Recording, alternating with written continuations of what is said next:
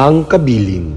Sa kadalanan sa barangay Yati sa lungsod sa Liloan, adunay usa ka libog suroy nga bata nga ginganlan og Rhea. Kining bataa pirmi kini makit-an atubangan sa giilang tindahan sa Masi. Nay, unsa na imong gibuhat?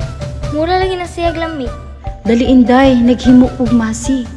Mao kini akong panginabuhian sa sulod sa 40 ka tuig sa akong kinabuhi.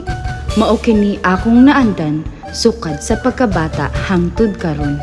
Ang paghimo sa Masi, angay butangan og sakripisyo, pagsalig sa kaugalingon labi na sa gugma ug giya ni Senior San Roque mao atong mahal na patron. Muabot man ang modernong teknolohiya sa inyong panahon inday, ayaw gyud taon kini kalimti. Hatagi og importansya ang paghimo sa Masi. Kay mao kini ang hinungdan sa akong pagkamalampuson sa kinabuhi. Pwede ba kumutabang kanimo? Para na ako'y makaon sa kupang adlaw-adlaw nga panginahanglan.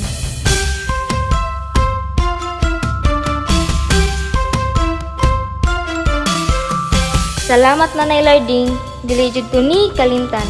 Kay kini para sa akong kaayuhan. Sa sulod sa pipila ka tuig, nagmalampuson si Rhea tungod sa pagpamaligya og Masi. Ug naabot na kini sa ubang parte sa nasod ang produkto nga Masi. Unta pohon, ang Masi pang world class na. Masi, Masi, Masi, Masi sa Yatian. Masi, Masi, Masi.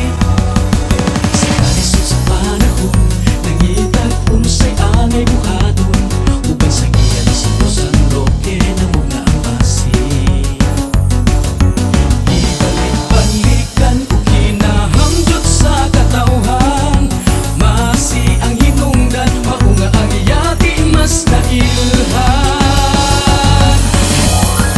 Si Masi sa Yati anong dali na ato sa ulugon.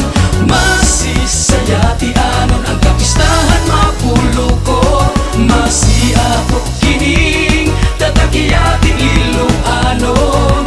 Kapangin na buhian na mo karon.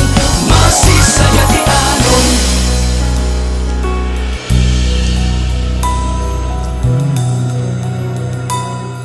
O Senyor San Roque,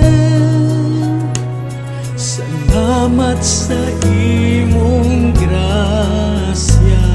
Kami malipayon sa imong pag-iya, O Senyor San Roque.